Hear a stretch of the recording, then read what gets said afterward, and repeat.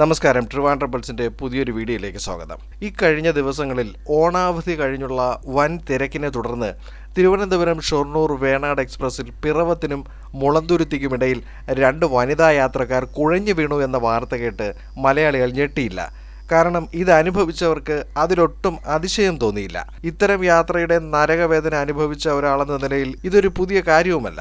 വേറെ നിവൃത്തിയില്ലാതെ വാർത്ത കേട്ട് നെടുവീർപ്പിടാനല്ലേ പറ്റുകയുള്ളൂ. കേരളത്തിലെ സാധാരണക്കാരൻ്റെ ട്രെയിൻ യാത്രയെക്കുറിച്ചുള്ള വർഷങ്ങളായുള്ള പരാതിക്ക് ഇന്നും അറുതിയായിട്ടില്ല. കാലുകുത്താൻ ഇടമില്ലാത്ത വിധം തിങ്ങി നിറഞ്ഞ ജനറൽ കമ്പാർട്ട്മെൻറ്റുകളിൽ യാത്രക്കാർ ശ്വാസം മുട്ടുകയാണ്. എങ്ങനെയെങ്കിലും ഒന്ന് കര പറ്റിയെങ്കിൽ എന്ന് പ്രാർത്ഥിക്കുമ്പോഴായിരിക്കും കൂനിന്മേൽ കുരു പോലെയുള്ള ട്രെയിൻ പിടിച്ചിടലുകൾ. ഇത്തവണ ഓണത്തിന് പേരിന് കുറച്ച് സ്പെഷ്യൽ ട്രെയിനുകൾ മാത്രമാണ് അനുവദിച്ചത്. ആകെ 13 സ്പെഷ്യൽ ട്രെയിനുകൾ. എന്നാൽ ഇത് പ്രഖ്യാപിച്ച ഉടനെ തന്നെ സീറ്റുകൾ നിറഞ്ഞു. നീണ്ട വെയിറ്റിംഗ് ലിസ്റ്റുമായി. ഇതോടെയാണ് യാത്രക്കാർ വേറെ നിവൃത്തിയില്ലാതെ ജനറൽ കമ്പാർട്ട്മെന്റുകളിലേക്ക് ഇടിച്ചു കയറിയത്. തിരക്കുള്ള സമയങ്ങളിൽ ജനറൽ കോച്ചുകളുടെ എണ്ണം വർദ്ധിപ്പിക്കണമെന്ന് എത്രയോ വട്ടം ആവശ്യമുയർന്നിട്ടുണ്ടെങ്കിലും റെയിൽവേ അത് കേട്ട ഭാവം നടിക്കില്ല. വടക്കേ ഇന്ത്യയിലെ ട്രെയിനുകളിലെ ചിത്രങ്ങളിൽ കാണുന്നത് പോലെ ബോഗിക്ക് മുകളിൽ കയറിയിരുന്ന് യാത്ര ചെയ്യുവാൻ നമ്മൾക്കറിയില്ലല്ലോ. കൂടുതൽ ജനറൽ കോച്ചുകൾ അനുവദിക്കുകയാണെങ്കിൽ മറ്റു കോച്ചുകൾ വെട്ടിക്കുറയ്ക്കുകയും ചെയ്യും. ഇപ്പോൾ പലയിടത്തും പ്രതിസന്ധി ഉണ്ടാക്കുന്നത് പ്രീമിയം ട്രെയിനുകൾ വന്നതോടെയാണ്. ബജറ്റിൽ പുതിയ ട്രെയിനുകൾ പ്രഖ്യാപിച്ചിട്ടുമില്ല. കേരളത്തിലെ പ്രതിദിന ട്രെയിനുകളിൽ അടുക്കാനാവാത്ത വിധമാണ് വെയിറ്റിംഗ് ലിസ്റ്റുകളുടെ നീളം. ദീർഘദൂര ട്രെയിനുകളുടെ കാര്യവും അതുതന്നെ അവസ്ഥ. 4 മാസം മുമ്പ് ബുക്കിംഗ് ആരംഭിക്കുമെങ്കിലും അതിവേഗം സീറ്റുകൾ നിറയും. വെയിറ്റിംഗ് ലിസ്റ്റുകൾ റദ്ദാക്കുന്നതിലൂടെയും ടിക്കറ്റ് റദ്ദാക്കാതെ യാത്ര തന്നെ ഉപേക്ഷിക്കുന്നതിലൂടെയും കോടികൾ റെയിൽവേക്ക് കിട്ടുകയും ചെയ്യുന്നു. ഓരോ വർഷവും ട്രെയിനുകളുടെ ആവശ്യകത കൂടുകയാണ്. എന്നാൽ അതിനനുസരിച്ച് സർവീസുകളോ കോച്ചുകളോ കൂടുന്നില്ല. ട്രിപ്പുകളുടെ എണ്ണത്തിൽ 30% വർധനയുണ്ടായാലേ വെയിറ്റിംഗ് ലിസ്റ്റ് പൂർണ്ണമായും ഇല്ലാതാകുകയുള്ളൂ. വന്ദേ ഭാരത് ട്രെയിനുകൾ വന്നതോടെ മറ്റുള്ളവയെ പിടിച്ചിടുന്നത് മറ്റൊരു ദുരിതവുമായി. ഏറ്റവും തിരക്കുള്ള സമയങ്ങളിൽ വന്ദേ ഭാരതിനായി ട്രെയിനുകൾ പിടിച്ചിടുകയാണ്. തിരുവനന്തപുരത്ത് എത്താനായി കോട്ടയം, ആലപ്പുഴ ഭാഗത്തുള്ളവർ ആശ്രയിക്കുന്നത് ഇന്റർസിറ്റിയും വഞ്ചിനാടുമാണ്. ഇന്റർസിറ്റിക്ക് കടന്നു പോകുവാനായി വഞ്ചിനാടിനെ 20 മിനിറ്റ് കായംകുളത്ത് പിടിച്ചിടും. 2 സ്റ്റേഷനുകൾക്കിടയിൽ ഓടിയെത്തുവാനുള്ള സമയം നിശ്ചയിച്ചിട്ടുണ്ടെങ്കിലും ബഫർ ടൈം കൂടി ഉൾപ്പെടുത്തി കൂടുതൽ സമയമാണ് അനുവദിക്കുക. അരമണിക്കൂർ കൊണ്ട് ഓടിയെത്തേണ്ട ദൂരത്തിന് ഏതാണ്ട് 1 മണിക്കൂർ അധികം ബഫർ ടൈം നൽകും. അതോടെ സമയക്രമം പാലിക്കുവാൻ ട്രെയിനുകൾ വഴിയിൽ പിടിച്ചിടും. ബഫർ ടൈം കുറച്ചാൽ തന്നെ കുറച്ചെങ്കിലും മാറ്റമുണ്ടാകും. പാലക്കാട് തിരുവനന്തപുരം ഡിവിഷനിൽ ഏറ്റവും കൂടുതൽ വരുമാനം ഉണ്ടാക്കുന്നത് തിരുവനന്തപുരം സെൻട്രൽ റെയിൽവേ സ്റ്റേഷനാണ്. 2023-24 ടിക്കറ്റ് വരുമാനം മാത്രം 281.16 കോടിയാണ് തിരുവനന്തപുരം സെൻട്രലിൽ ലഭിച്ചത്. 1.27 കോടി യാത്രക്കാരാണ്, അതായത് തൊട്ട് മുൻ വർഷത്തേക്കാൾ 27 ലക്ഷം പേർ കൂടുതലാണ് തിരുവനന്തപുരത്ത് ഉണ്ടായത്.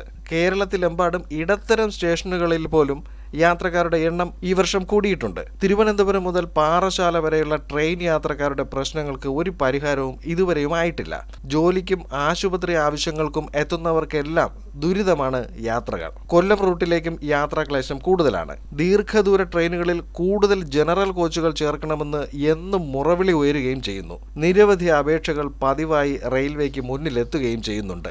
ഗരീബ് രഥ് ഉൾപ്പെടെ സാധാരണക്കാർ ആശ്രയിച്ചിരുന്ന കുറഞ്ഞ നിരക്കിലുള്ള പല ട്രെയിനുകളും ട്രാക്ക് അറ്റകുറ്റപ്പണിയുടെ പേരിൽ റദ്ദാക്കിയിരുന്നു. പല പ്രീമിയം ട്രെയിനുകളുടെയും സ്ലീപ്പർ കോച്ചുകൾ വെട്ടിക്കുറച്ച് പകരം AC 3 ടയർ എക്കോണമി കോച്ചുകളുടെ എണ്ണം കൂട്ടി. ഇതോടെ റെയിൽവേക്ക് വരുമാനം കൂടിയെങ്കിലും ബാക്കിയുള്ള സ്ലീപ്പർ ജനറൽ കോച്ചുകളിൽ തിരക്ക് ഇരട്ടിയായി.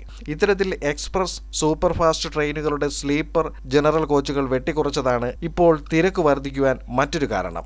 ഏറെ തിരക്കുള്ള Parasuram, Venad, Vanchinad, Ernad, Maveli, Kerala express, island express, Chennai mail, Chennai super fast, Kannur Coimbatore passenger, MEMU തുടങ്ങിയ ട്രെയിനുകളിൽ കൂടുതൽ കോച്ച് അനുവദിച്ചാൽ തന്നെ തിരക്ക് ഒരു പരിധിവരെ കുറയ്ക്കുവാനാകും. 600-ലധികം വലിയ വളവുകളുള്ള കേരളത്തിലെ റെയിൽവേ പാതയിൽ ട്രെയിനുകളുടെ ശരാശരി വേഗം 50 കിലോമീറ്റർ മാത്രമാണ്. ഏറ്റവും വേഗത കൂടിയ വന്ദേ ഭാരതിനും വളവുകൾ കാരണം ശരാശരി 60 കിലോമീറ്റർ ലഭിക്കും. നിലവിലെ സംവിധാനത്തിൽ കൂടുതൽ വണ്ടികളോ വേഗം കൂട്ടലോ പ്രായോഗികമല്ല എന്ന അവസ്ഥയാണ്. ഇതിനെല്ലാമുള്ള പരിഹാര മാർഗങ്ങളെല്ലാം റെയിൽവേക്ക് അറിയാം. പക്ഷേ എന്തോ കേരളത്തിന്റെ കാര്യം വരുമ്പോൾ ഒരു ചിറ്റമ്മ നയമാണ് കാണുന്നത്. ശരാശരി 5 ലക്ഷം യാത്രക്കാരുള്ള കേരളത്തിൽ 300ഓളം ട്രെയിനുകളാണുള്ളത്. ഇതിൽ തിരുവനന്തപുരം മുതൽ കാസർഗോഡ് വരെ ദിവസവും സർവീസ് നടത്തുന്ന 10ഓളം ട്രെയിനുകളിലാണ് ഈ ദുരിതയാത്ര കൂടുതലുമുള്ളത്. കേരളത്തിൽ നിന്നും 2500 കോടിയോളം കഴിഞ്ഞ സാമ്പത്തിക വർഷം റെയിൽവേക്ക് വരുമാനവും ലഭിച്ചിരുന്നു. ഏറ്റവും കൂടുതൽ ടിക്കറ്റ് എടുത്ത് യാത്ര ചെയ്യുന്നത് ഇന്ത്യ ഒട്ടാകെ നോക്കിയാൽ അത് കേരളത്തിൽ മാത്രമാണ്. വരുമാനത്തിന്റെ അടിസ്ഥാനത്തിൽ നോക്കിയല്ല പലപ്പോഴും കേരളത്തിന് ഫണ്ട് അനുവദിക്കുന്നത്. കാലപ്പഴക്കം കൂടിയ ചോർന്നൊലിക്കുന്ന കോച്ചുകളാണ് പല ട്രെയിനുകളിലും കേരളത്തിന് കിട്ടിയത് എന്ന കാര്യം കൂടി ഇവിടെ സൂചിപ്പിക്കുകയാണ്. പല സ്റ്റേഷനുകളിലും അകത്തേക്ക് കയറുന്നതിനേക്കാൾ എത്രയോ ഇരട്ടി പുറത്ത് കാത്തു നിൽക്കുന്നു. ഓരോ വർഷവും 24% യാത്രക്കാരാണ് കേരളത്തിൽ കൂടി വരുന്നത്. പകൽ സമയത്ത് സ്ലീപ്പർ കോച്ചുകൾ ഒഴിഞ്ഞു കിടന്നാലും ടിക്കറ്റ് അനുവദിക്കാത്തതും മറ്റൊരു പ്രതിസന്ധിയാണ്. വൃദ്ധരും സ്ത്രീകളും കൈകുഞ്ഞുങ്ങളും രോഗികളും ജോലിക്ക് പോകുന്നവരും അങ്ങനെ ആബാലവൃദ്ധം ജനങ്ങൾ തിങ്ങിഞ്ഞെരുങ്ങി ശ്വാസം വിടാൻ പോലും സാധിക്കാതെ നരകയാതന അനുഭവിക്കുന്ന ഈ അവസ്ഥയിൽ ഇനിയൊരു വാഗൺ ട്രാജഡി സംഭവിക്കരുതേ എന്ന പ്രാർത്ഥനയോടെ നിർത്തുകയാണ്. റെയിൽവേ ദൈവങ്ങൾ കണ്ണു തുറക്കണമേ എന്നുകൂടി പ്രാർത്ഥിക്കുന്നു. ലൈക്ക്, ഷെയർ, കമന്റ് എന്നിവ കൂടി നൽകുക. വീഡിയോ കൂടുതൽ പേരിൽ എത്തട്ടെ. എന്തെങ്കിലും മാറ്റം സംഭവിച്ചാലോ? മറ്റൊരു വീഡിയോയിൽ മറ്റൊരു വിഷയവുമായി വീണ്ടും കാണാം.